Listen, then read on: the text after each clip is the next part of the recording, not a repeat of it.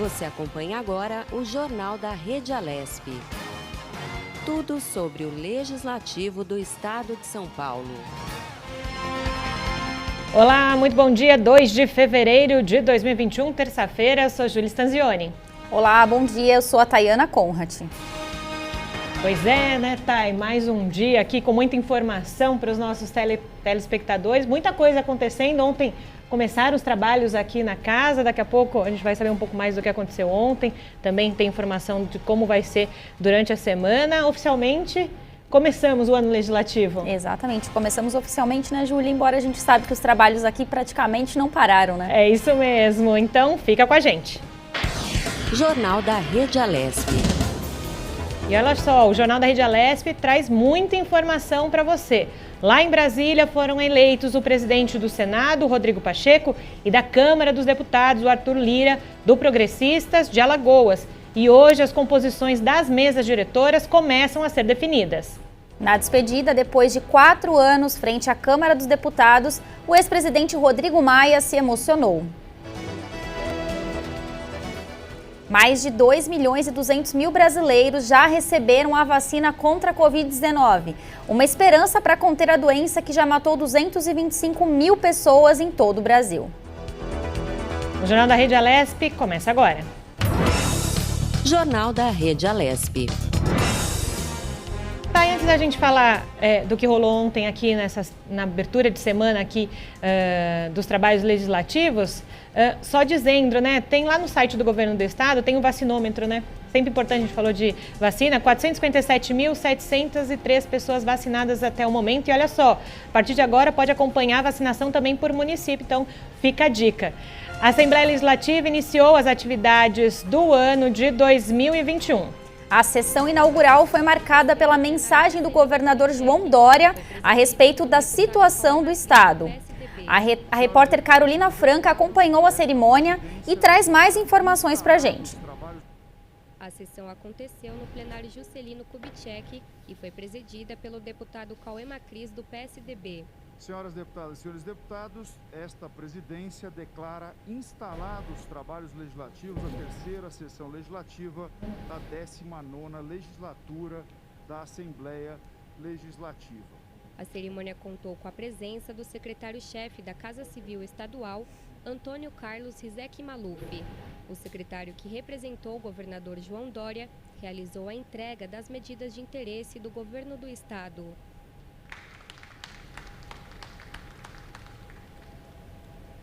Além das medidas previstas para este ano, o governador encaminhou o relatório das atividades de 2020, com destaque aos projetos de reforma administrativa e modernização fiscal aprovados pela Alesp.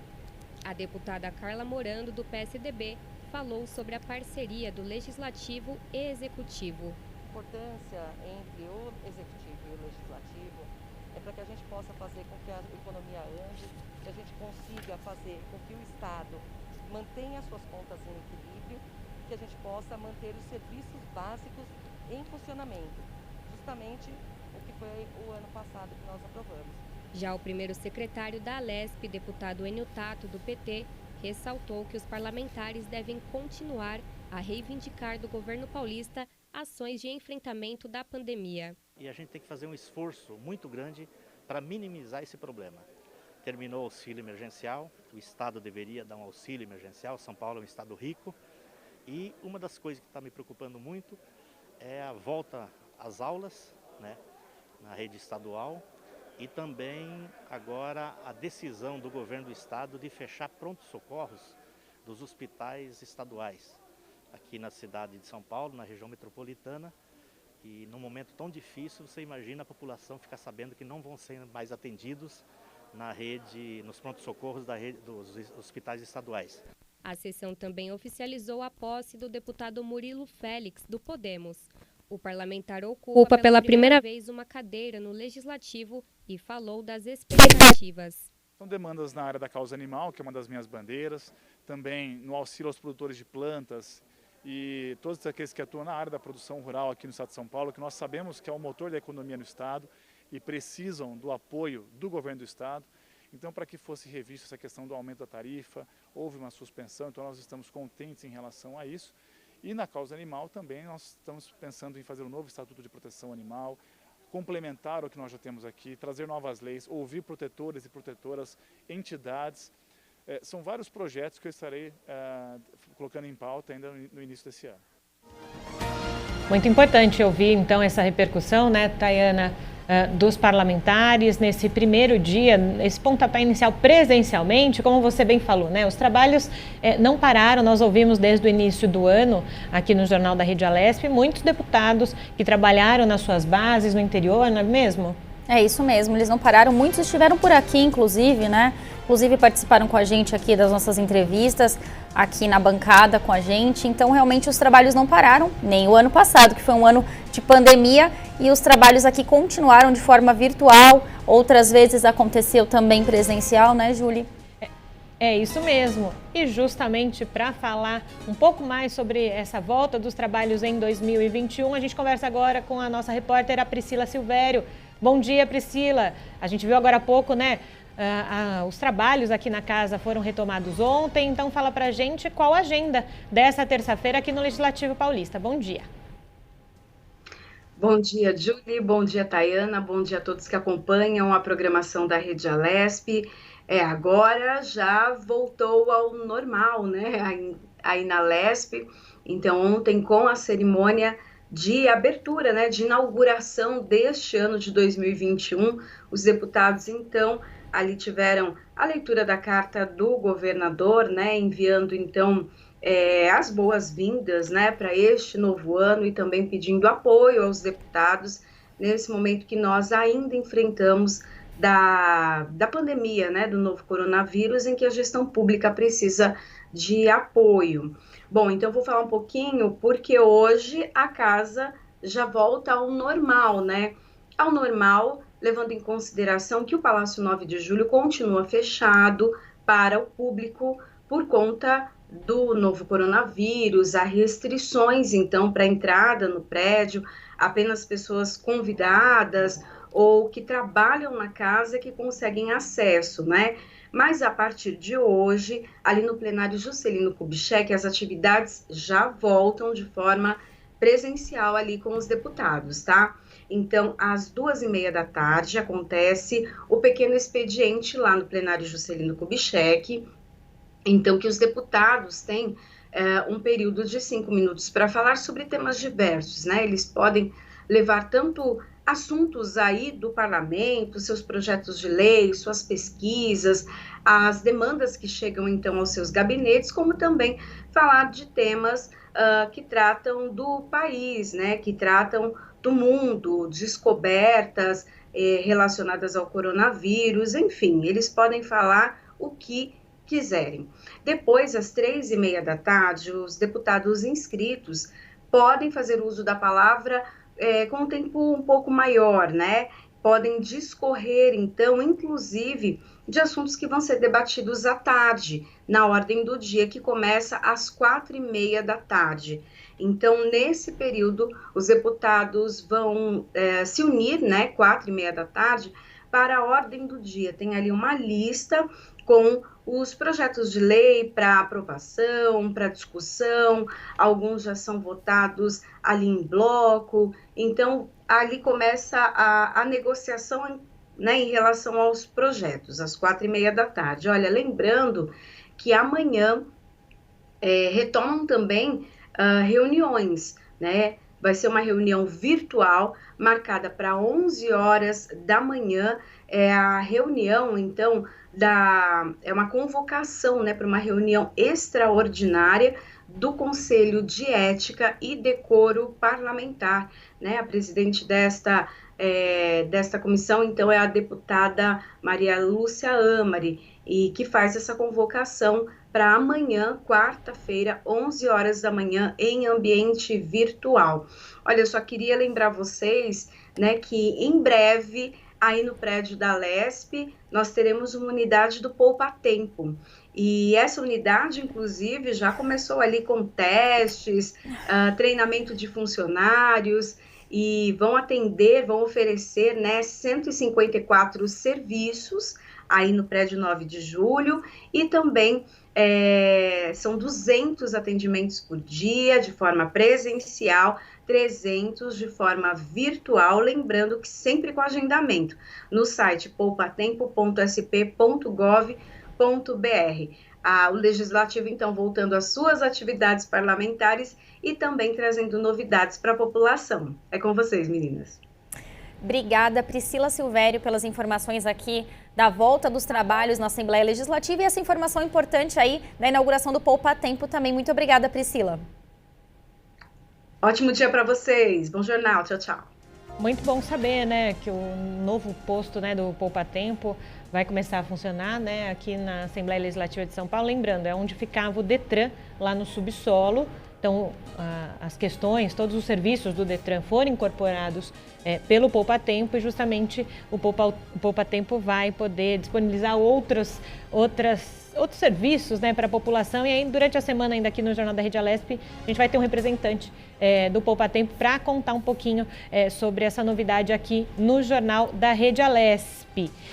O deputado federal Arthur Lira, do Progressistas de Alagoas, foi eleito ontem, em primeiro turno, como novo presidente da Câmara dos Deputados. Arthur Lira contou com o apoio explícito do presidente Jair Bolsonaro em sua campanha à presidência da Casa. O parlamentar é o primeiro novo presidente da Câmara desde 2016, quando Rodrigo Maia, do Democratas do Rio de Janeiro, foi eleito após a queda de Eduardo Cunha. Pois é, na eleição, o Eduardo Lira obteve 302 votos contra 145 do seu principal adversário, o deputado federal Baleia Rossi, no MDB de São Paulo, então candidato apoiado por Maia. Em entrevista após ser eleito, Arthur Lira definiu algumas prioridades para a votação nos próximos meses: o orçamento, a PEC emergencial e as reformas econômicas. A expectativa de que Lira ajude a viabilizar uma agenda reformista. Na semana passada, o ministro Paulo Guedes disse que as reformas não aconteciam por culpa do Congresso e que isso mudaria com a nova presidência da Casa. Como o presidente da Câmara controla a agenda de votações, se Lira assim desejar e se o governo construir um consenso dentro do Congresso, as propostas realmente podem andar. Em sua primeira medida, Arthur Lira anulou um ato de seu antecessor, Rodrigo Maia, que havia permitido a inclusão do bloco de partidos de Baleia Rossi com atraso. A decisão cancela a votação para os outros cargos da mesa diretora e esvazia o poder de partidos de oposição, que dizem que vão apelar ao Supremo Tribunal Federal. Hoje à tarde deve acontecer uma nova votação para os demais cargos na mesa diretora da Câmara dos Deputados, sob o comando de Arthur Lira. Jornal da Rede Alesp. Pois é, né? Muita coisa acontecendo, como a gente tem justamente repercutido aqui no Jornal da Rede Alesp, não só o que acontece aqui em São Paulo, mas também no Brasil, que de algum modo, né, afeta a vida de todos os paulistas. Seguindo por aqui, né, Tayana? E no Senado, o eleito como novo presidente da Casa e do Congresso Nacional foi o senador Rodrigo Pacheco, do Democratas de Minas Gerais. Rodrigo Pacheco era o candidato do então presidente do Senado, Davi Alcolumbre, do Democratas do Amapá. E foi eleito sustentado em uma ampla aliança apoiada pelo presidente Jair Bolsonaro e que inclui até partidos de oposição à esquerda. Com 57 votos, o Rodrigo Pacheco derrotou a senadora Simone Tebet, do MDB, e de Mato Grosso do Sul, com 21 votos. O mandato de Rodrigo Pacheco para presidir o Senado e o Congresso Nacional terá duração de 2 anos. Logo após ser eleito, o Rodrigo Pacheco afirmou que vai buscar uma conciliação matemática entre o teto dos gastos públicos e o auxílio emergencial. E deve trabalhar com todas as pautas que ajudam o Brasil. Jornal da Rede Alesp. Então, vamos abrir os nossos trabalhos aqui no Jornal da Rede Alesp com a nossa primeira entrevista. A gente vai falar sobre o Fevereiro Roxo. O mês é dedicado à campanha sobre prevenção e tratamento de 3 doenças: lúpus, fibromialgia e o mal de Alzheimer. Desde 2014, a campanha alerta para os sinais e sintomas dessas doenças e a conscientização de um atendimento adequado para uma melhor qualidade de vida dos pacientes. Sobre esse assunto, a gente conversa agora com o reumatologista Edgar Reis. Ele é da Sociedade Paulista de Reumatologia. Bom dia, bem-vindo, doutor Edgar, tudo bem? Essas 3 doenças, como é que afetam, então, o convívio social dos doentes e da família também? Bom dia, Júlia, bom dia, Tayana. Muito obrigado pelo espaço e pela possibilidade da gente estar conversando um pouquinho sobre esse tema muito importante, que é o Fevereiro Roxo. Então, na verdade, são 3 doenças que, apesar de elas serem muito diferentes entre si, nem sempre tem um espaço adequado para divulgação de informação de qualidade, né? Então, é muito importante esse mês do Fevereiro Roxo para que a gente possa fazer isso, né? Para que a gente possa trazer para a população informação de qualidade, imparcial, de maneira clara e objetiva para quem nos ouve e conscientizar toda a população. Embora elas sejam doenças muito diferentes, elas têm impactos também diferentes na vida de cada uma das pessoas. Elas têm em comum que são doenças crônicas, né? Doenças crônicas em que não existe uma medicação que leve à cura específica, mas a controle adequado na maioria delas, na maioria das situações também, né? Então, isso é muito importante mesmo. Agora, doutor Edgar, explica pra gente, né, qual a importância de ter um mês direcionado, então, para essas 3 doenças e como amenizar, né, o sofrimento desses pacientes. É um mês dedicado, então, a isso. Explica um pouquinho melhor pra gente. Eu acho que esse mês é importante justamente por isso mesmo, né? Para a gente poder esclarecer a população, né? A gente conseguir trazer para a população essa informação de maneira muito clara. E a gente conseguir trazer, embora sejam doenças muito diferentes, elas têm um impacto muito parecido na vida das pessoas. Elas têm um impacto sobre a qualidade de vida, não só da pessoa que está doente, mas também sobre os familiares, que muitas vezes o cercam, que é amigo. Tem um impacto social, tem um impacto também socioeconômico frente ao trabalho que essas pessoas desempenham ou já desempenharam também, né? Então, a relevância desse mês é isso. Eu acho que a gente trazer à tona uma doença, a gente trazer a população para frente desse processo também, trazer conhecimento para que o paciente possa enfrentar melhor esse processo, os familiares, e também tornar pública, né? Trazer, de certa forma, uma conscientização pública para a formação também de políticas públicas, né? Para que possam ser feitas políticas públicas em relação ao tratamento, em relação à prevenção, em relação à reabilitação desses pacientes também. Acho que isso é que é o mais importante. Doutor, agora o senhor é reumatologista, né? Pode falar um pouquinho mais, em especial, sobre o lúpus e também a fibromialgia, para que as pessoas, às vezes, escutam o nome da doença e não sabem efetivamente como elas são. As 2 doenças, elas são muito tratadas pelo médico reumatologista.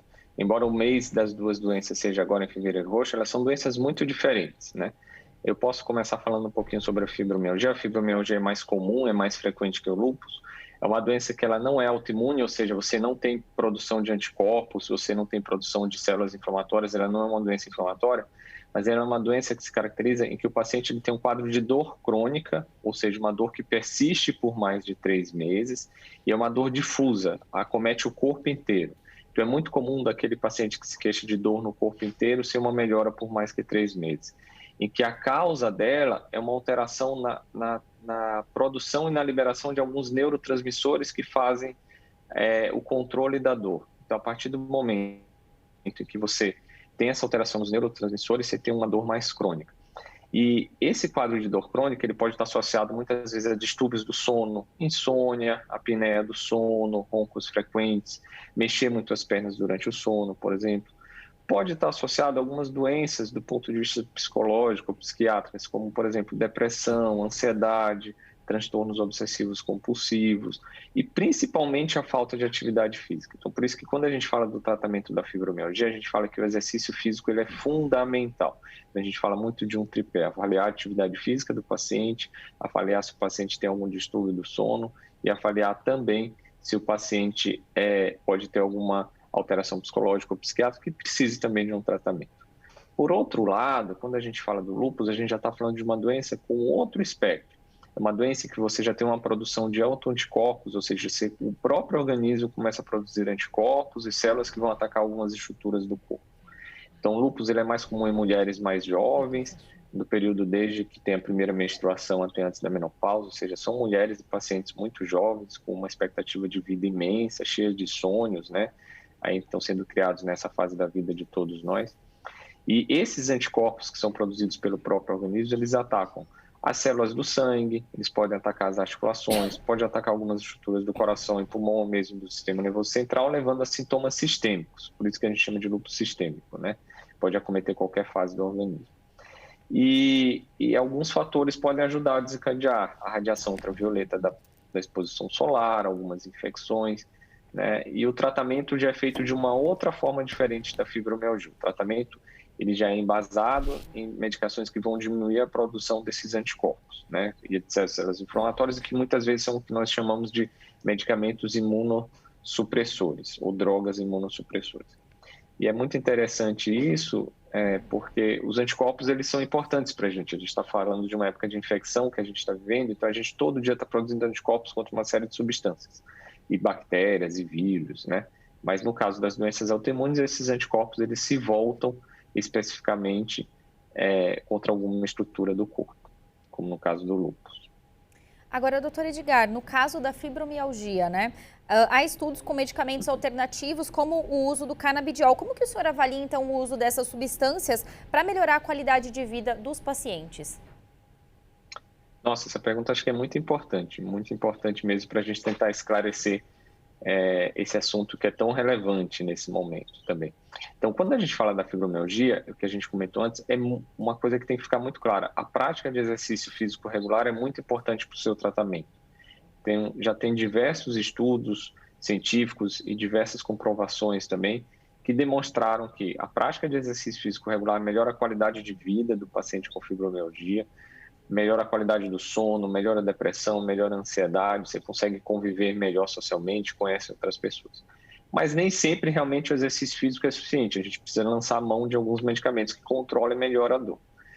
A gente tem medicações que são utilizadas para o tratamento de dor crônica, muitas vezes são drogas antidepressivas que vão ter esse efeito sobre a dor, medicamentos analgésicos e muito mais recentemente tem se falado dos canabidióis e dos derivados do canabidiol, né? Então, são drogas utilizadas não só no tratamento de dor, mas em alguns tratamentos oncológicos, como náuseas e vômitos também.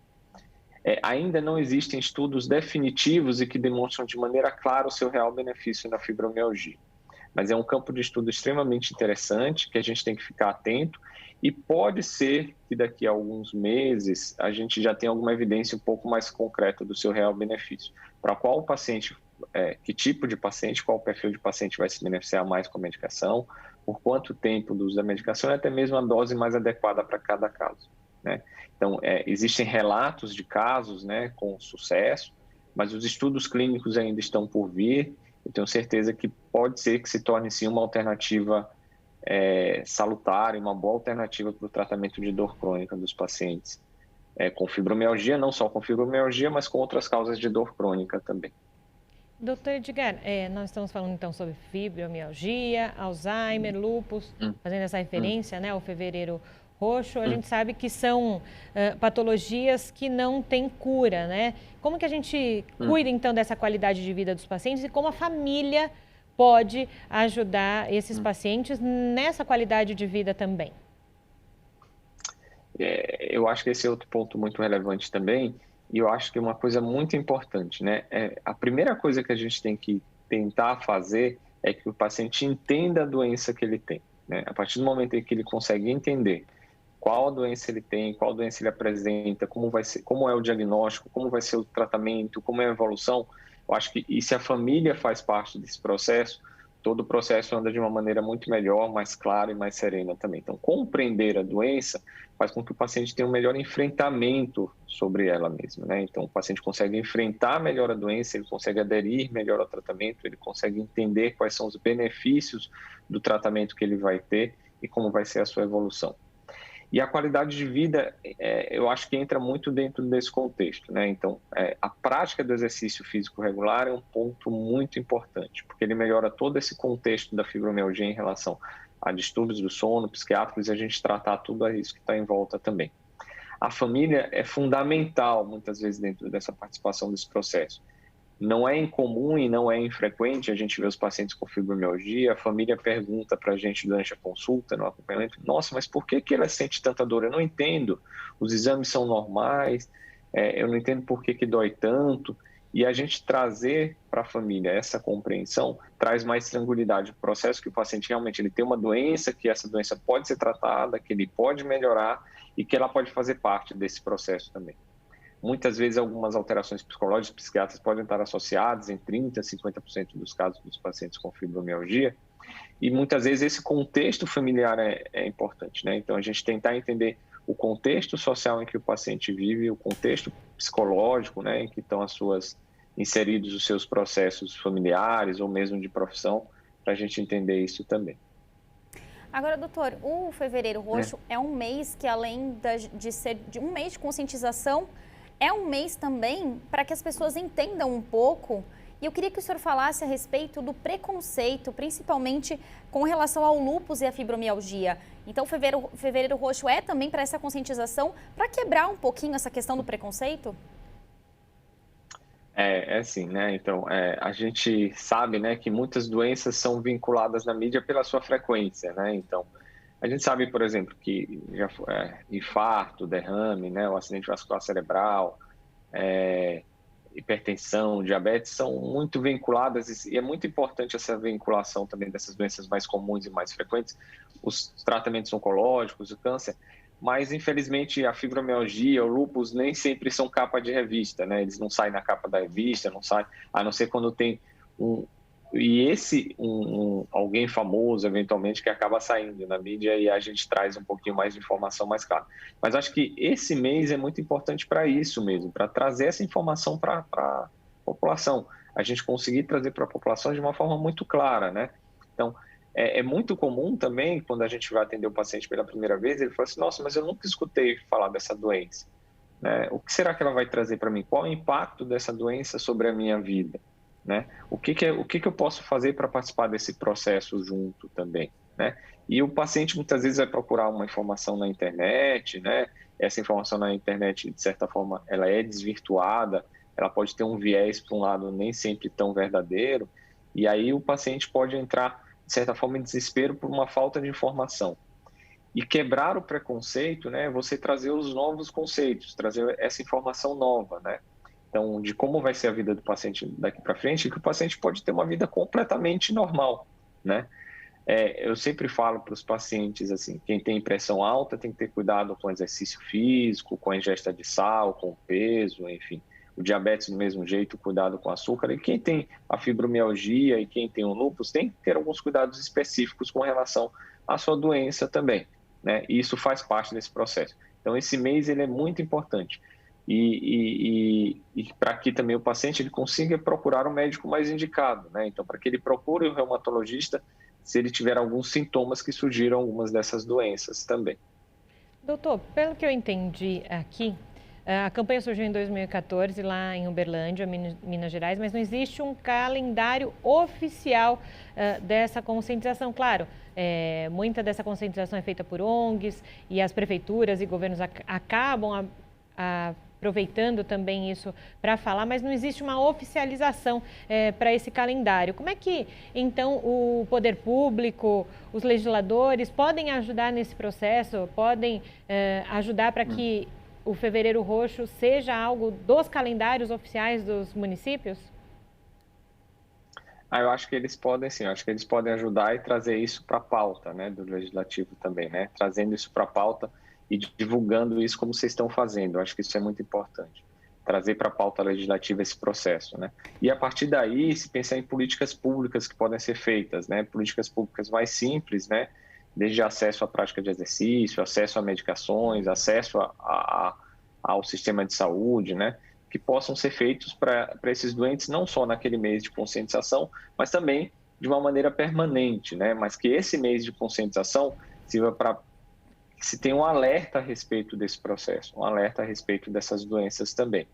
Mas eu acho que o poder público ele tem um papel fundamental e ele tem um papel de permitir e de trabalhar a fim de que os pacientes consigam ter esse melhor acesso frente a essas doenças também, né? Para eles conhecendo sobre a doença, eles podem legislar melhor também sobre essas doenças também.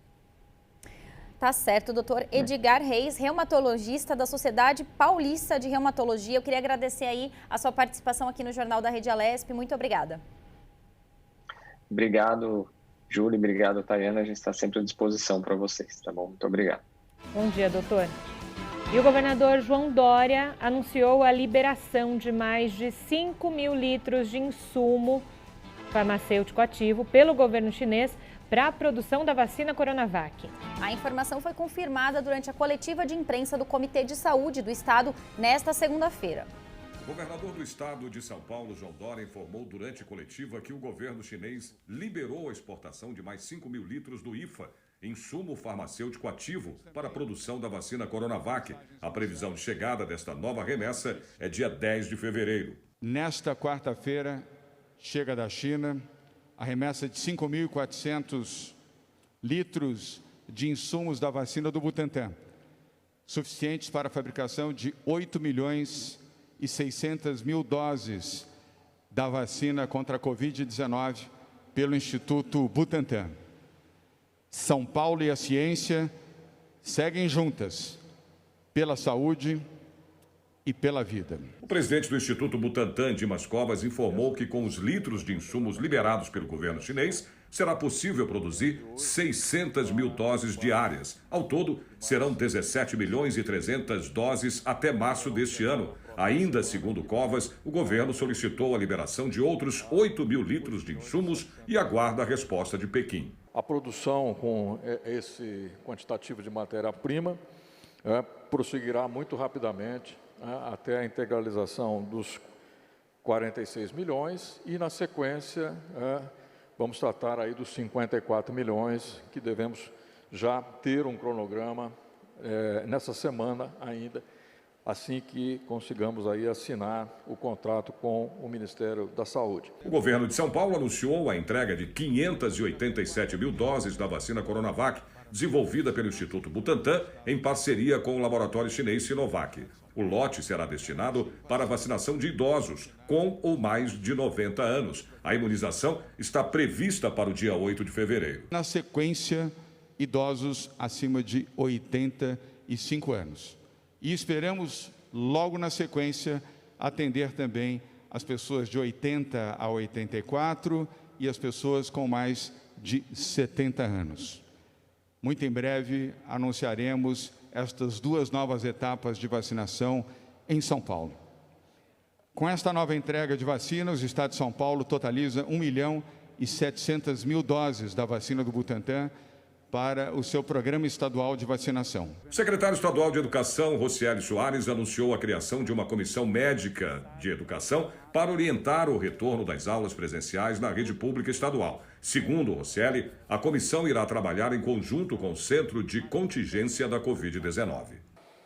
Então, nós vamos ter, dentro da Comissão Médica da Educação do Estado de São Paulo, algumas atribuições que são monitorar e orientar as ações tanto de prevenção, de vigilância e de controle referentes ao Covid-19 nas unidades do nosso sistema, que são, como eu disse, tanto as escolas particulares, quanto as próprias da rede estadual, quanto aquelas municipais que não têm vínculo. E, obviamente, que todo município que tiver o seu conselho e também que seguir, poderá contar com o apoio desta comissão. A composição é, obviamente, por médicos e médicas ligados à área de infectologia, de epidemiologia e pediatria, conscientes da importância do retorno das aulas, mas sem abrir mão, sem negociar a segurança para esse retorno. E essa comissão médica, ela atuará de forma muito integrada ao centro de contingência. Ele não substitui nenhuma atividade que o centro de contingência tem. A secretária de Desenvolvimento Econômico, Patrícia Ellen, anunciou que está programado o anúncio da suspensão da fase vermelha da reclassificação do Plano São Paulo em todo o estado, que funciona nos dias úteis entre 20 horas e 6 da manhã do dia seguinte e aos finais de semana o dia todo. A suspensão poderá ocorrer se for confirmado os índices da saúde que vem registrando nos últimos dias uma discreta melhora. Isso mostra que as medidas estão funcionando, estão dando resultado e nós tínhamos nos comprometido também de, se a estabilidade se mantivesse, nós iríamos revisar as medidas complementares ao Plano São Paulo. O que são as medidas complementares? Nós anunciamos na semana passada que operaríamos em fase vermelha durante os fins de semana em todo o estado, então no fim de semana passado e no próximo fim de semana, além de todos os dias após as 20 horas. Então, com essa estabilidade se mantendo até quarta-feira, o que nós teremos é a suspensão das medidas complementares ao Plano São Paulo. Ou seja, o esforço de todos continua sendo muito importante. O secretário de Saúde, Jean Gorenstein, fez um balanço da ocupação em leitos de UTIs e óbitos no estado depois que começou a vigorar a fase vermelha do Plano São Paulo. As medidas instituídas no Plano São Paulo, com apoio tanto da população quanto dos comerciantes, permitiram com que conseguíssemos controlar a evolução da pandemia no nosso estado. Conseguimos regredir pela segunda semana consecutiva as taxas de ocupação, inicialmente em 4% na terceira semana e 8% na quarta semana. Isso nitidamente mostra a redução do vírus em cada uma das regiões do estado. Também reduzimos a ocupação nos leitos de unidade de terapia intensiva. 68,5% no estado, 67,9% na Grande São Paulo. Lembrando que nas semanas anteriores nós tínhamos taxas de ocupação superiores a 70%, próximos a 71%, tanto no estado quanto na Grande São Paulo, e dessa maneira também pudemos impactar na quantidade de leitos ocupados.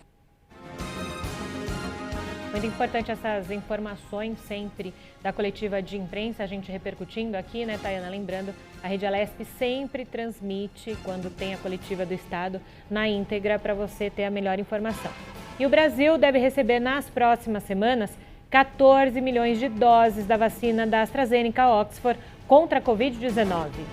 Resultado da aliança criada pela OMS, Organização Mundial de Saúde, e o consórcio internacional COVAX Facility, que planeja distribuir de forma igualitária imunizantes para todos os países. O consórcio global de compartilhamento de vacinas reúne cerca de 190 países, 92 são considerados de baixa ou média renda, como Afeganistão, Etiópia e Haiti. A expectativa é de que o Brasil receba 42 milhões e meio de doses de vacinas contra a Covid-19 até o fim de 2021. Jornal da Rede Alesp. A companhia sul-coreana CGN INC anunciou o desenvolvimento do primeiro teste de diagnóstico da Covid-19 capaz de identificar em uma única reação múltiplas variantes do coronavírus, incluindo aquelas consideradas mais contagiosas. A fabricante coreana afirmou que pretende exportar o kit de diagnósticos para mercados globais ainda neste trimestre. Jornal da Rede Alesp. E olha só, Tayana, mais de 212 milhões de brasileiros tiveram informações como CPF, nome, sexo e data de nascimento expostos em um mega vazamento de dados que assustou muita gente na semana passada. Vamos entender o que aconteceu e como isso pode prejudicar cada um. Com o advogado Ricardo Vieira de Souza. Bom dia, prazer em recebê-lo, Ricardo Vieira. E agora, o que fazer? Como uma pessoa pode saber se teve as suas informações divulgadas de forma ilegal? Bom dia, Tayana. Bom dia, Julie. Bom dia a todos que nos ouvem e assistem aqui pela Rede Alesp. É sempre um prazer falar com vocês. Indo direto ao ponto, respondendo a sua pergunta, essas informações elas foram divulgadas na Dark Web, Deep Web. O que significa isso?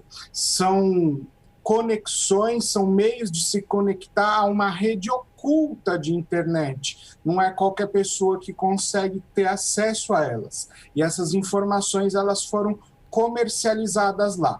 Mas só que um meio para o telespectador ficar mais tranquilo, que ele pode fazer é procurar os órgãos de persecução penal, como, por exemplo, a Polícia Civil, requerer a lavratura de um boletim de ocorrência, que seja confeccionado um boletim de ocorrência e procurar os órgãos de defesa do consumidor para poder se sentir amparado, porque esse caso ele necessita de uma investigação rigorosa e que os nossos órgãos reguladores, como por exemplo a Agência Nacional, a Autoridade Nacional de Proteção de Dados Pessoais, a ANPD, ela necessita aí de uma intervenção e dar uma resposta, uma satisfação para a sociedade, porque é um caso escabroso.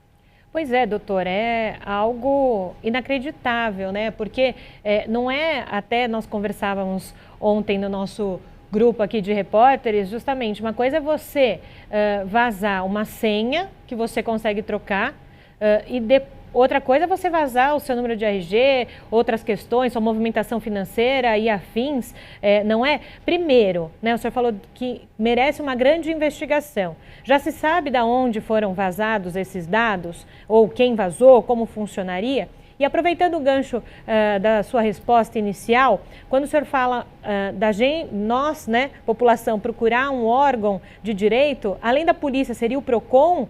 Como é que a gente faz se a gente descobrir que os nossos dados foram realmente vazados? Bom, sua pergunta tem duas partes, vou responder a primeira delas. E obrigado, lógico, pela pergunta.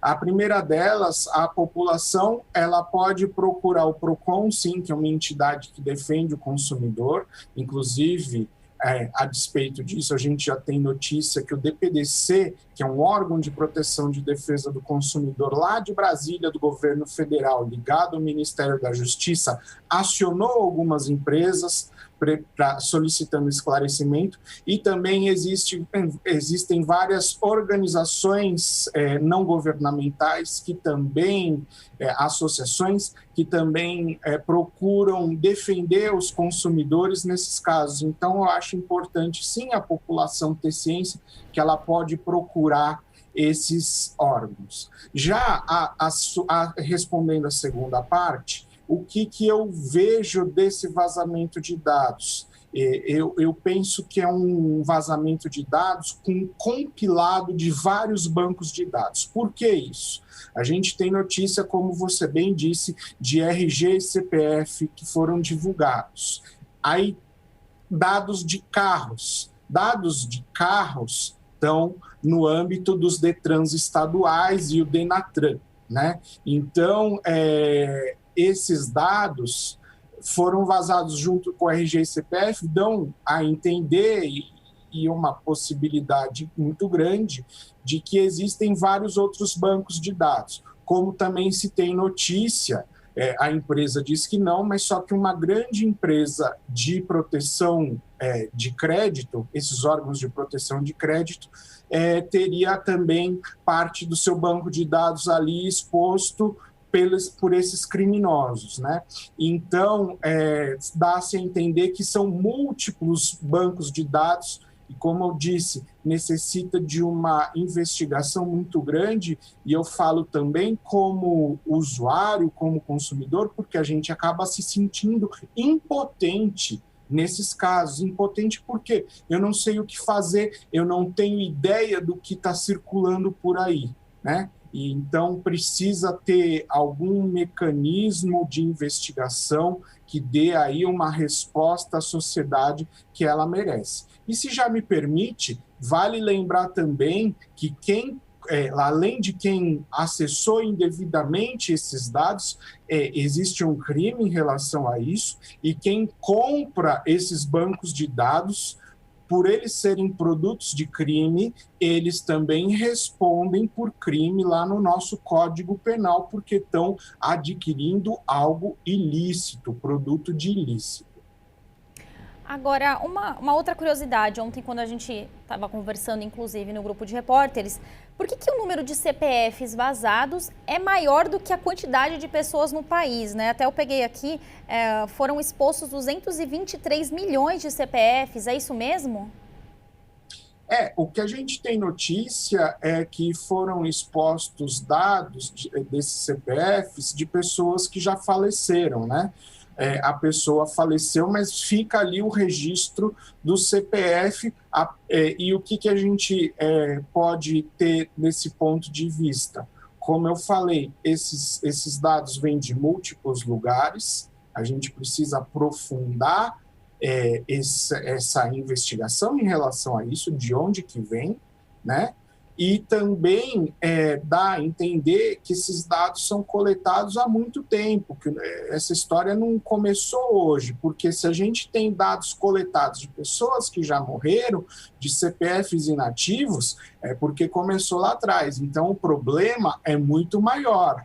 E a gente também tem que verificar se a partir da data que foi divulgada, cessou, ou melhor dizendo, parou a coleta desses dados, ou eles continuam em constante coleta, né? A gente não tem essas informações. Agora, doutor, aí me deixa ainda mais preocupada no sentido, o senhor falou que nós temos que procurar aqui o PROCON, no caso do estado de São Paulo, órgãos competentes, boletim de ocorrência, mas é um mega vazamento, né? Eu posso fazer a minha parte, eu posso me juntar a outras pessoas que tiveram esses dados divulgados de forma ilícita e entrar com um processo. Primeiro a gente tem que descobrir, para entrar com o processo, quem, né, vazou. E justamente isso, como é algo nível Brasil, quem que vai cuidar dessa investigação? Já foi aberta essa investigação? Como é que a gente pode acompanhar? E como a gente, leigos no assunto, pode descobrir que se vazou o nosso dado e estão usando o nosso dado para abrir conta em banco, para abrir empresa, porque isso é complicado, né? É muito complicado, Julie, e eu vou falar mais para você. Eu fui vítima no ano passado de um crime de falsa identidade, pegaram os meus dados em algum banco de dados, minha foto, meu nome completo, e se dirigiram ao telefone da minha mãe através daquele aplicativo de troca de mensagens, o WhatsApp, se passando por mim pedindo dinheiro. E a gente, como eu disse, a gente se sente impotente. E aí, nesse caso, a gente tem que entrar com uma medida judicial para apurar quem foi o autor do fato. Eu, infelizmente, até hoje eu não sei quem é, mas a gente está na iminência de descobrir. Esse caso do vazamento de dados aí pela Deep Web e Dark Web, ele é um pouco mais complicado, porque como ele se deu de uma forma oculta, né? Isso estava sendo vendido lá na internet da internet, que dizem, porque você não consegue ser rastreado, enfim, precisa aí de uma Polícia Federal, precisa da própria ANPD, setores de inteligência do governo, tentarem descobrir os autores disso, né? Tentar se infiltrar, ver quem foi, porque só a partir disso que a gente vai ter um ponto de partida. E, além disso, também descobrir quais bancos de dados foram efetivamente invadidos, né? Para também se tomar providência na outra ponta, que na outra ponta se eu tenho uma empresa que teve o banco de dados invadidos, ela precisa corrigir uma falha de sistema de segurança. Uma empresa pública e privada, né? Porque parece que existem casos aí, como eu disse, de Detran e tal, são dados do setor público que poucas pessoas têm acesso. Agora, uma outra dúvida, né? E o FGTS, como fica? Porque a gente sabe que, na verdade, está vazando todos os tipos de dados, né? A gente teria que, talvez, se dirigir até a Caixa ou cadastrar no aplicativo para que a gente tenha um vínculo e consiga também ficar de olho no que está acontecendo com a nossa conta bancária, por exemplo? Olha, é muito importante a sua colocação, porque justamente isso, a gente não sabe de onde veio, é importante sim. Primeiro, eu acho que lavrar um boletim de ocorrência, como eu falei, procurar um órgão de defesa do consumidor, para quê? Para você dar ciência para as autoridades que isso aconteceu, apesar de ser um fato público notório, mas é importante porque você tem documentado, porque se amanhã ou depois fazem uma invasão indevida na sua conta, retirando dinheiro, se passando por você, né, que o intuito aí é um intuito financeiro, você tem um resguardo para não tomar nenhum tipo de prejuízo financeiro. Mas sim, muito importante a gente controlar principalmente essas contas de FGTS, esses auxílios do governo, porque como não são contas bancárias, a gente acaba não entrando todo dia para conferir o saldo. E é importante sim ser diligente, e a partir do momento que tomar conhecimento que aconteceu uma movimentação indevida, procurar imediatamente Caixa Econômica Federal, Polícia Federal, para eles tomarem as devidas providências para tentar também descobrir aí quem foi o autor disso. Pois é, doutor, e tudo isso acontece em meio à nova Lei Geral de Proteção de Dados, que entrou em vigor no ano passado, até queriam postergar para o início desse ano. E aí eu gostaria que o senhor nos falasse como é que fica a LGPD nesse caso. Já está em vigor? Quando se descobrir essas empresas que tiveram, que causaram vazamento e afins, elas podem ser enquadradas na LGPD? Como é que funciona hoje juridicamente isso para elas? Julie, muito boa a sua pergunta. Sim, a LGPD já está em vigor. O que acontece é que as multas previstas para eventuais vazamentos de dados, elas só vão poder ser aplicadas em agosto desse ano de 2021. Mas nada impede, isso eu venho falando já há algum tempo, nada impede que, uma vez constatado que determinado dado saiu de um banco de dados de determinada empresa e esse dado foi vazado, nada impede que o consumidor ele ingresse no Poder Judiciário pedindo uma indenização por danos morais e, eventualmente, materiais. Agora, doutor, será que um recadastramento aí de CPF resolveria esse problema? A questão também dos sistemas de cadastro de RG, eles não são centralizados? Será que a gente fazendo esse cadastramento do CPF novamente talvez resolveria esse problema? Olha, vamos primeiro por partes. O RG, o Registro Geral, eles são cadastros estaduais que cabem às secretarias de segurança pública de cada estado gerirem esse banco de dados e fornecerem o número de RG. Infelizmente, o RG e o CPF, eles são números únicos. Você uma vez registrado no sistema com eles, fica até depois quando você morre. Precisaria de uma lei, né, para poder gerar outros números, né, nesse caso hipotético, e isso seria muito, demandaria muito tempo, seria muito até custoso, porque as pessoas teriam que se dirigir à Receita Federal, se dirigir aí os órgãos conveniados para fazer um novo número de CPF.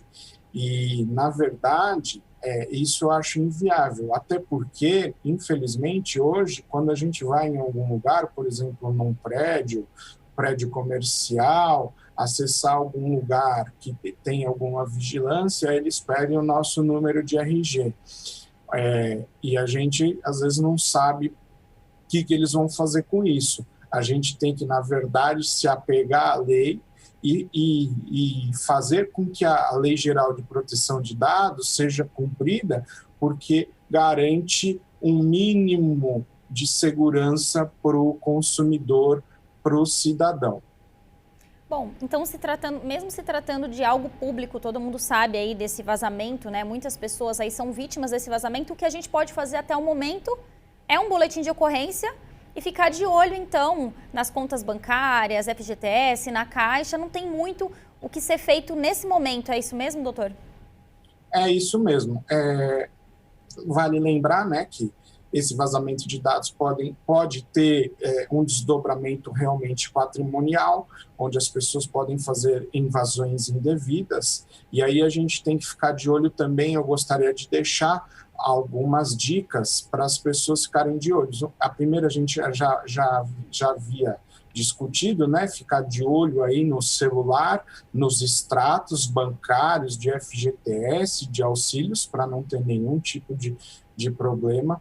Ficar de olho nos alertas que os bancos mandam, inclusive o FGTS manda SMS, né, para os celulares.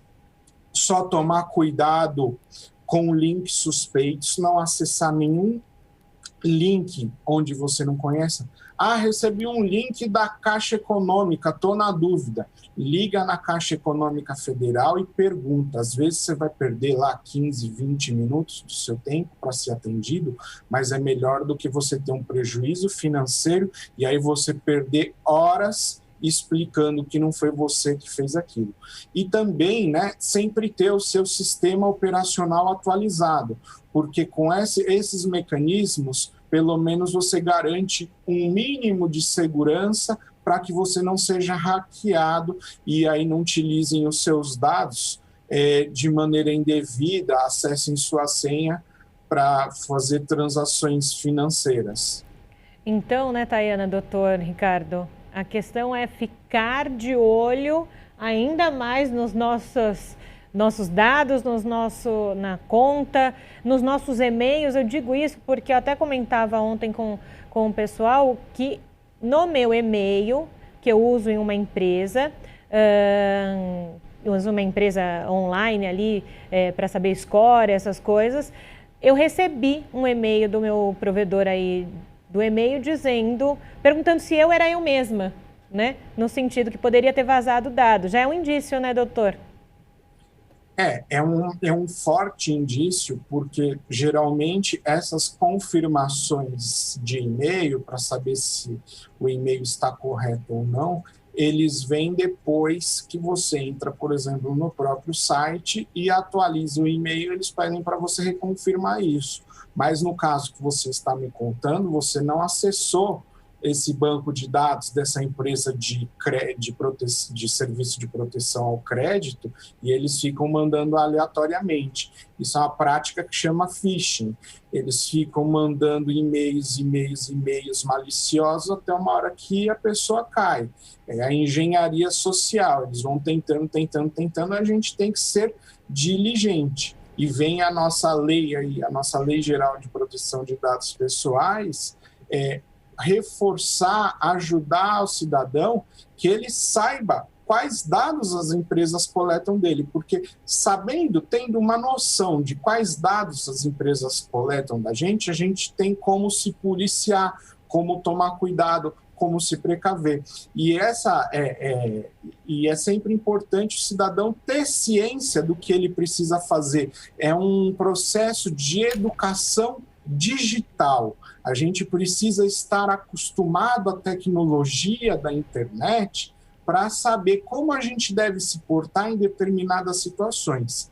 E, em uma pesquisa que eu realizei, o Brasil é um dos maiores países onde as pessoas perdem muito tempo para resolver problemas relacionados a golpes na internet. Pessoas que acessaram contas correntes, retiraram dinheiro indevido dessas contas correntes, e aí o consumidor tem que ir no banco, tem que se explicar, tem que procurar a polícia. Então, se a gente for um pouco diligente, ter uma educação digital para saber como a gente se porta, fica mais fácil o caminho. Perfeito, doutor Ricardo Vieira de Souza, falando para a gente desse momento bem peculiar que estamos vivendo sobre esse mega vazamento de dados. Um prazer sempre conversar com o senhor. Seja sempre bem-vindo aqui na Rede Alesp. Bom dia. Eu que agradeço a oportunidade, Julie e Tayana, e desejo a todos um bom dia e uma boa semana.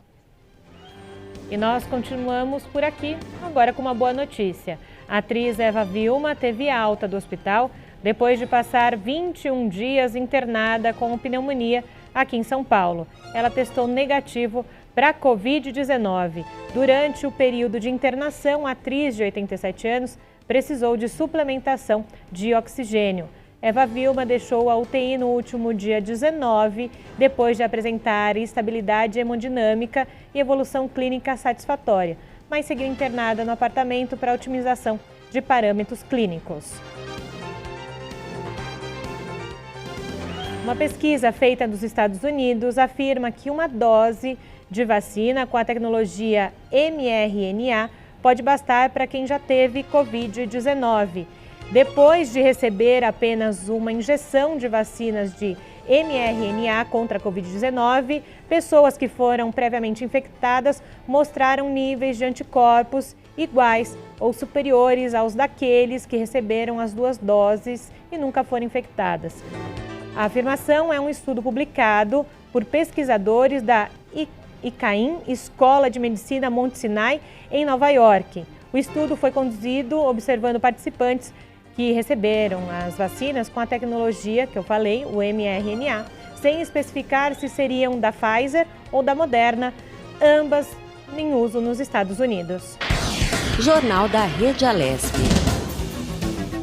Nova unidade do Poupa Tempo começa a funcionar aqui na Assembleia Legislativa de São Paulo. O posto vai se juntar aos trabalhos oferecidos pela Defensoria Pública e pelo Detran, já instalados no local.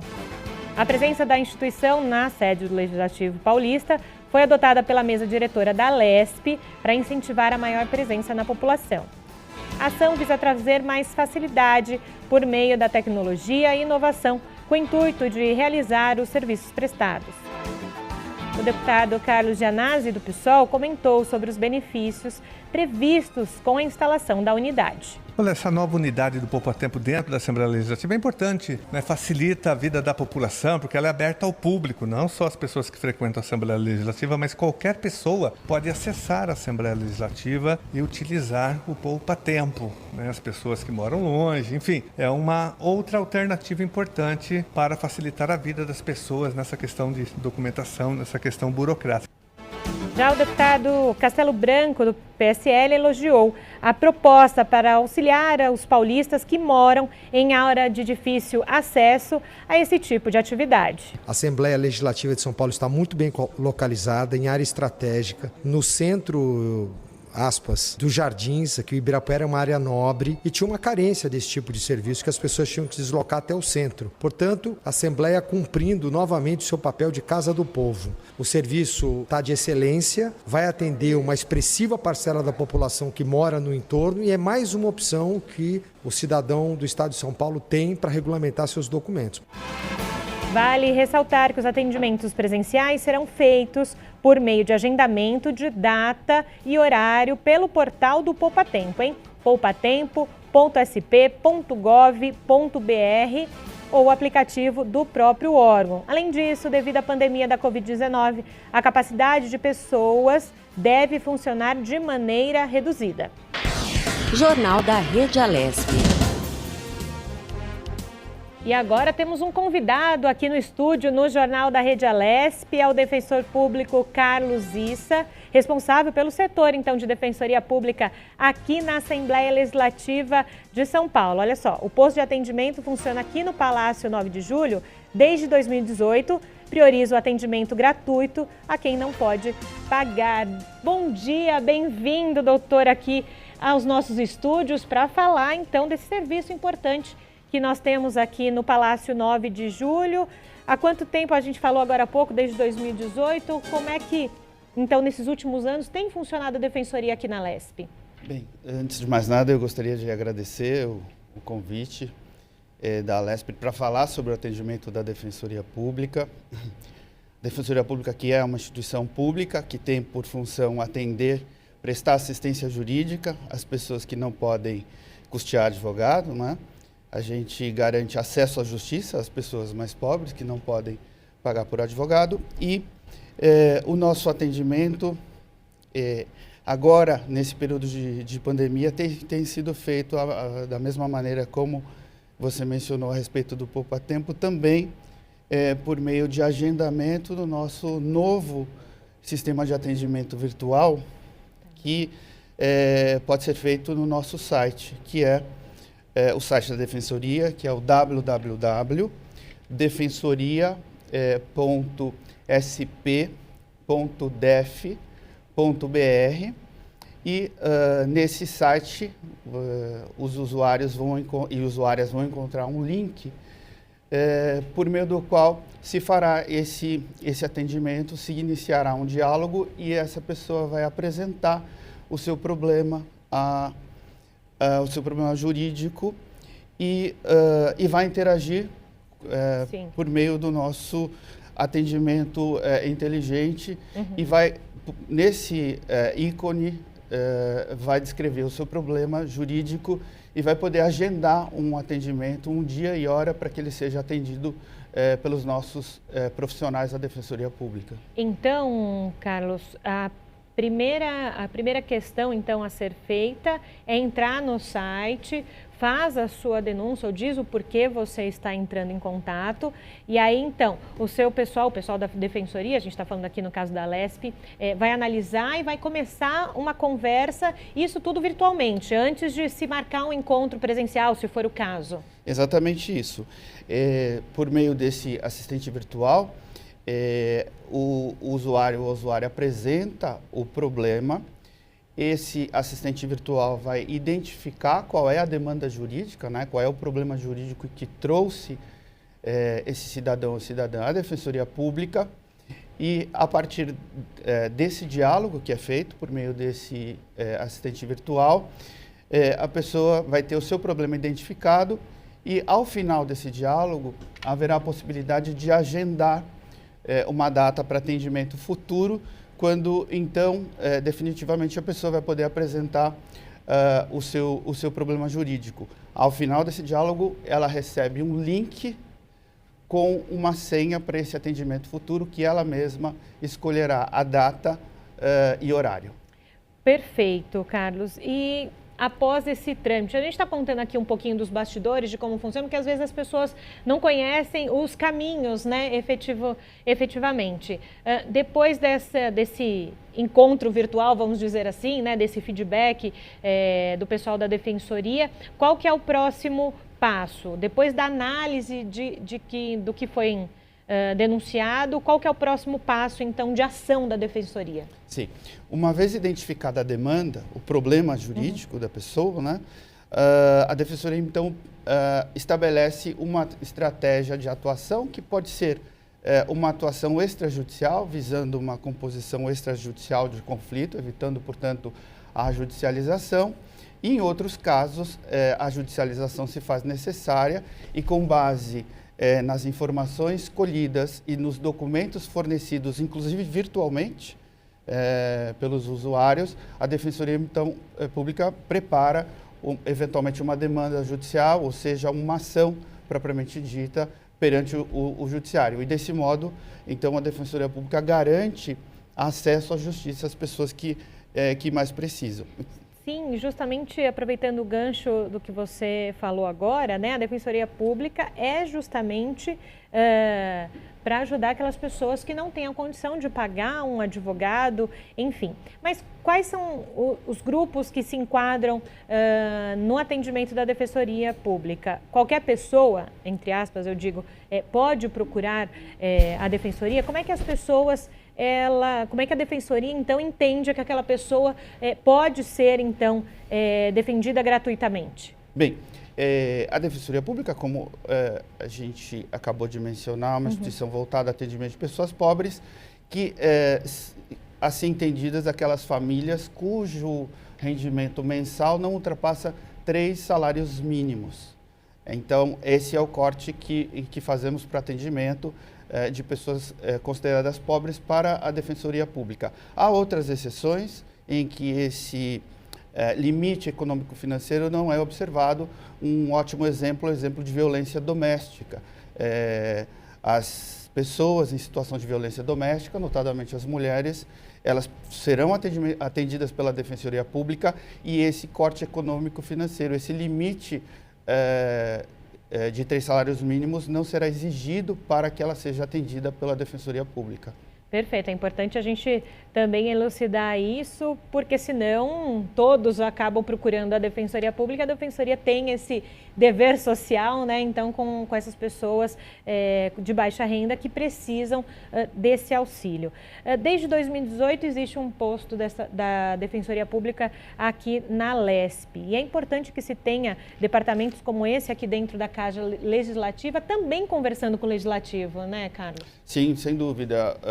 Para nós foi bastante importante esse atendimento prestado aqui na Lesp, porque a Lesp é a casa do povo, né? E a Defensoria Pública nasceu justamente para atender as pessoas de um modo geral. Então, não era incomum que as pessoas buscassem a Lesp, objetivando um atendimento jurídico, e que normalmente não pode ser feito pelo parlamentar, né? Sim. E os parlamentares então encaminham para atendimento e os defensores públicos que lá estão, né, que desenvolvem o seu trabalho no posto de atendimento da Lesp, vai receber essa demanda jurídica e dar o correto encaminhamento. Isso que até eu ia perguntar para o senhor, né? Justamente o quanto é importante se ter esse posto da Defensoria Pública por aqui, porque os gabinetes recebem muitas demandas, né? Não só presencial na época em que se podia transitar nos gabinetes antes da pandemia, mas também pelos canais dos gabinetes dos deputados. Então é uma interlocução um tanto quanto rápida, né? Eles já repassam essa demanda para a Defensoria, que tem esse olhar social que talvez nesse momento se torne muito mais importante, né? Sim, sem dúvida. Esse canal direto com a Casa Legislativa, com a Lesp, foi bastante importante, a prestação de um serviço muito relevante que é feito também aqui na Lesp. Anteriormente esse atendimento era feito presencialmente, mas agora com a pandemia isso não é possível, e por isso mesmo que a gente tem disponibilizado os nossos canais de atendimento. E gostaria também de destacar que para as pessoas que eventualmente não têm acesso à internet, não são todas as pessoas que têm acesso à internet, elas também dispõem de um telefone, de um 0800 com ligação gratuita, que é o 0800 773 4340. Da mesma maneira que ocorre com atendimento virtual, essa pessoa, esse cidadão ou cidadã, pode telefonar e apresentar a sua demanda jurídica e será atendida da mesma maneira. Será possível um agendamento futuro para que ela apresente a sua demanda de uma maneira mais extensa, para que a gente possa então dar o correto encaminhamento. Perfeito. Nós ouvimos alguns advogados, alguns especialistas dizendo do quanto também a pandemia impactou o sistema judiciário, enfim, né? Se precisou voltar para essas questões mais tecnológicas, mas teve um certo atraso em alguns julgamentos e afins. Como estão os processos, não digo só da Defensoria Pública que está aqui na Lesp, mas num todo, né? Conseguiu ter um encaminhamento ok durante a pandemia? Foi um pouco mais moroso? Qual a situação hoje? Sim, essa é uma questão bastante relevante, porque eu creio que as instituições públicas, de um modo geral, não estavam preparadas para isso, né? Para atender as pessoas num quadro de pandemia. Então, a Defensoria Pública, que nesse ano, e recentemente no mês de janeiro fez 15 anos, né, teve diante de si talvez o seu maior desafio, que era estruturar um sistema de atendimento de modo que a gente permitisse o acesso à justiça às pessoas sem comprometer a saúde. Sim. Então, nós desenvolvemos um importante sistema de atendimento virtual, que é esse que eu fiz referência no início, que nós chamamos de DEF. Tá? Esse é o modo como nós nominamos esse assistente virtual, que, insisto, pode ser acessado no nosso site na Defensoria Pública, no defensoria.sp.def.br. E lá é que a pessoa poderá, então, acessar esse assistente virtual e apresentar a sua demanda jurídica. Perfeito. A gente está conversando com o Carlos Issa, ele que cuida aqui da Defensoria Pública da Alesp. Então, só repassando as duas informações que o Carlos nos falou agora. Quem não tem acesso à internet tem o número de telefone que pode ligar para a Defensoria, que é o 0800 773 4340, ou então pelo site www.defensoria.sp.def.br. Essa também é a nossa prestação de serviço aqui no Jornal da Rede Alesp, contando um pouco daquilo que se tem aqui dentro do Palácio 9 de Julho. E, Carlos, você tocou num ponto muito importante, né? De continuar ajudando as pessoas, mas que elas estivessem protegidas também do vírus nesse momento de pandemia que nós continuamos a viver. O quanto foi importante esse momento tecnológico, mas também que fique talvez para o pós, para ajudar talvez no momento de judicialização, uma pessoa está num canto, outra pessoa está num outro. Isso facilita a vida do mundo do direito? Sim, bastante. Sem nenhuma dúvida, com isso você estreita as distâncias e na verdade, no caso dos nossos usuários, né, você evita o deslocamento das pessoas. Muitas vezes a pessoa não tem condição sequer de custear o transporte para chegar à unidade da Defensoria Pública. Com isso, esse assistente virtual que foi agora criado, estruturado pela Defensoria Pública, ele ampliou o acesso à justiça, ou seja, encurtou as distâncias e, de alguma maneira, facilitou a prestação jurídica integral feita pela Defensoria Pública. E nesse momento eu sempre falo aqui desse momento que a gente vive e que se tornou mais peculiar esse olhar para o outro, né? E a Defensoria Pública, por si só, sempre teve esse olhar para o outro muito apurado, né, doutor? Sim, sem dúvida. O nosso objetivo central é justamente atender as pessoas que menos precisam. Perdão, as pessoas que mais precisam, que menos condição têm de ter acesso à justiça. É a Defensoria, a instituição que viabiliza esse acesso à justiça e, de alguma maneira, diminui ou procura diminuir as diferenças sociais tão intensas, tão contrastantes na nossa sociedade, né? Pois é, Carlos, e eu sempre, quando converso com um especialista em alguma área, a gente fala, claro, da área, mas enquanto eu estou jornalista, né? Você é defensor público, mas somos humanos, né? A gente está passando também por esse último ano com incertezas de entender como é que serão os próximos meses, né? Como é que, para o senhor, enquanto pessoa, tem passado essa pandemia e como que você tem entendido tudo isso também no trato ao próximo? Sim. Bom, eu tenho dito que dificilmente alguém passou ileso por esse processo, né? Então, eu creio que, em alguma medida, todos nós fomos atingidos por essa pandemia e a nossa preocupação maior, sob o ponto de vista da Defensoria Pública, é justamente estender esse olhar para a pessoa que mais precisa e que, já em situações normais, não consegue o acesso à justiça. Em situação de pandemia, esse problema ele fica agravado. Então, o nosso olhar, o meu olhar pessoal e o olhar de todos os defensores e defensoras públicas é justamente esse. A nossa preocupação de, nesse quadro de pandemia, de dificuldade que tem sido enfrentada mundialmente, a gente conseguir prestar o nosso serviço da melhor maneira possível para essas pessoas. E, por fim, eu gostaria só de fazer uma breve observação em relação aos atendimentos que são mantidos pela Defensoria Pública às pessoas em situação de rua.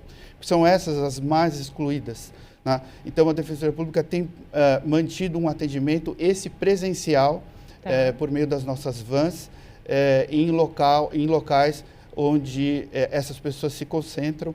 E isso tem sido para nós bastante importante, porque são as pessoas justamente que não conseguem o atendimento virtual, às vezes também não conseguem o atendimento sequer pelo telefone. Então, para essas pessoas, nós desenvolvemos um serviço de ir até essas pessoas e conseguir captar todos os seus dramas, as suas dificuldades e viabilizar, por meio da Defensoria Pública, atender os seus direitos humanos, viabilizar os seus direitos humanos. Agora, me surgiu uma dúvida aqui, até pela sua fala com relação aos moradores de rua que estão nessa situação de rua. O serviço da Defensoria Pública é apenas com advogados ou também, por exemplo, quando vocês estão nessas vans que vão ao encontro dessa população de rua, existe também outros tipos de profissionais, como psicólogos? Como é que funciona essa questão, né? Sim, essa pergunta é bastante relevante, porque além do atendimento jurídico, nós temos também um atendimento feito por psicólogos e assistentes sociais, ou seja, o nosso atendimento é feito de maneira multidisciplinar. A gente consegue, então, ampliar o nosso foco de atendimento e não deixar restrito apenas à área jurídica. Nosso atendimento tem um olhar mais amplo, multidisciplinar, e isso é próprio da Defensoria Pública do Estado de São Paulo, né? Nós fomos pioneiros nesse modo de atendimento com uma visão mais ampla, mais inclusiva. Pois é, importante essa fala do Carlos, justamente para mostrar, né? Não só as pessoas às vezes não necessitam apenas de um apoio jurídico, não é?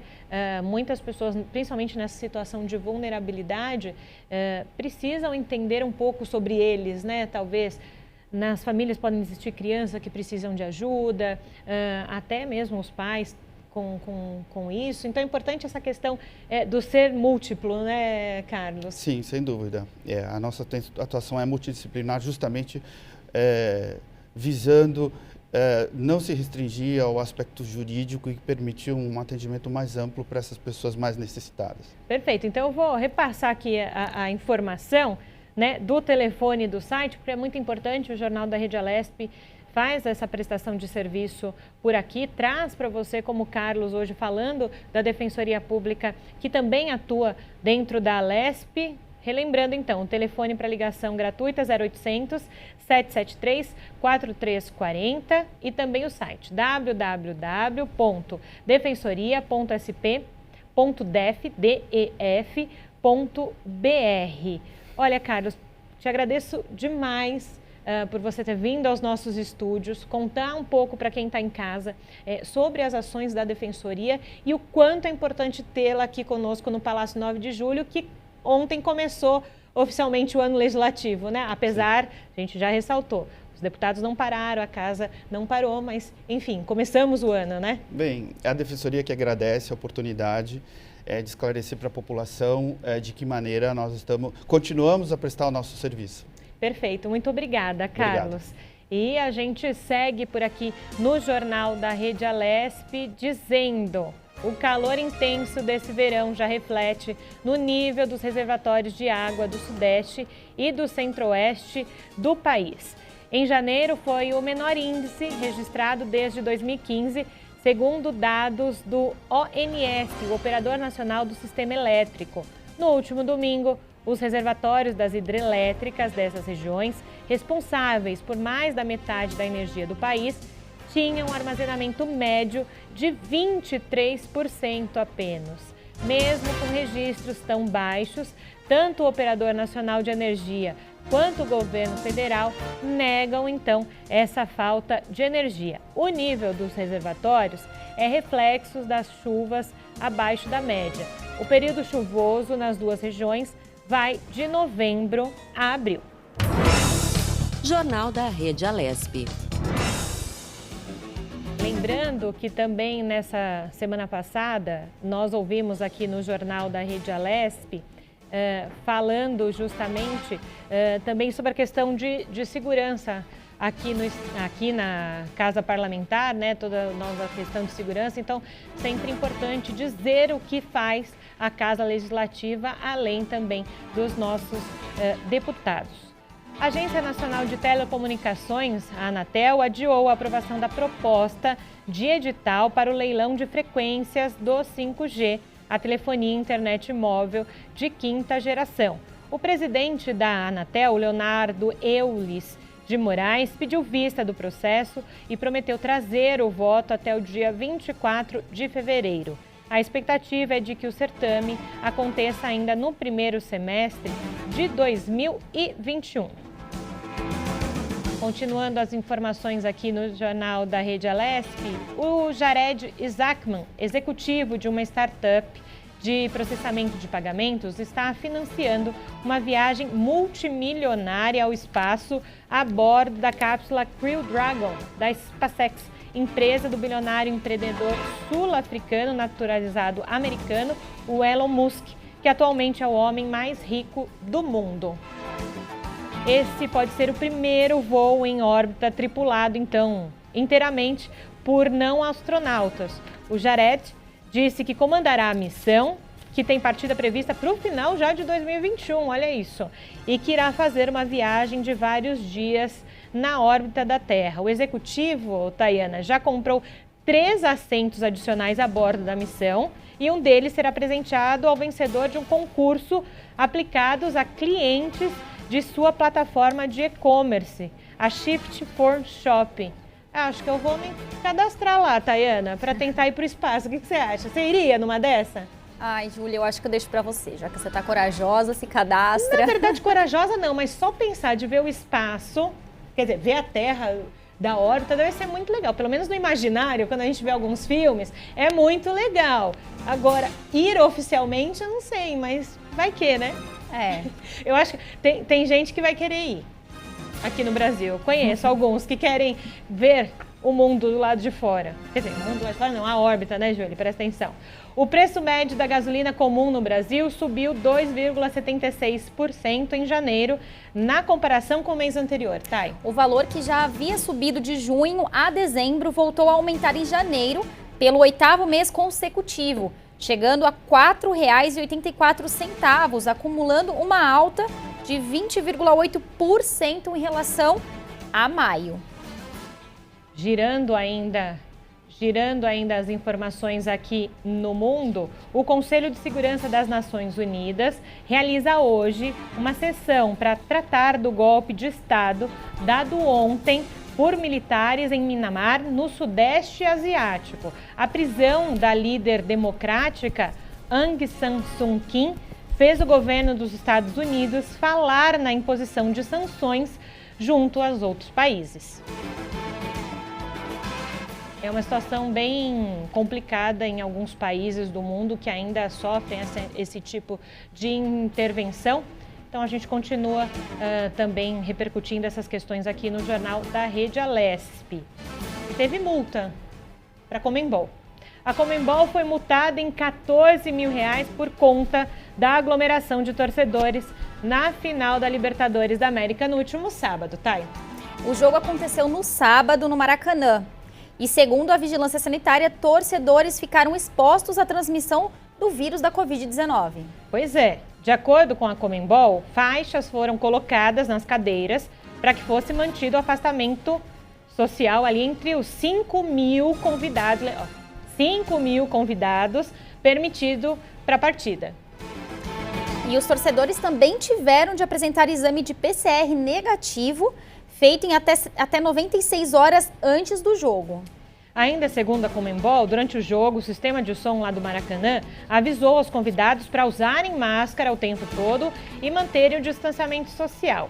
Aí, Thay, é uma questão complicada, por isso que suspenderam as torcidas no estádio de futebol.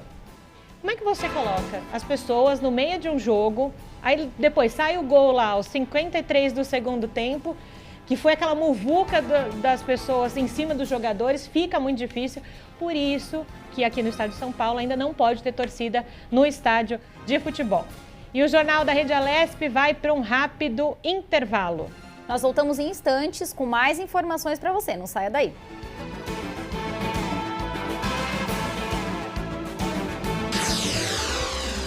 Você acompanha Jornal da Rede Alesp.